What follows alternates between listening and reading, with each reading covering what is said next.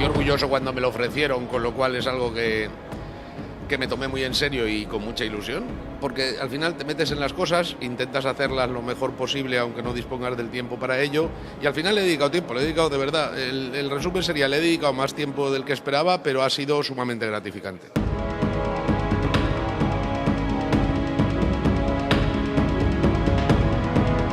Vamos a repasar la trayectoria profesional del grupo que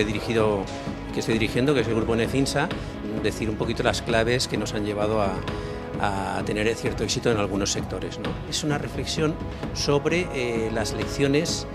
que no son exhaustivas, ni siquiera tienen por qué ser correctas, pero son las lecciones que yo he aprendido durante estos 27 años.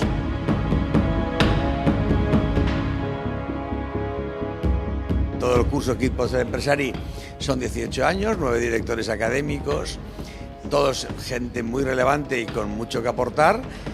cada uno con su propia impronta, que es lo que se trata, que el de tener una caracterización diferente a lo que se trata. No sé si conviene recordar que aquí, en este curso, fundamentalmente intentamos transmitir emociones o pasiones empresariales.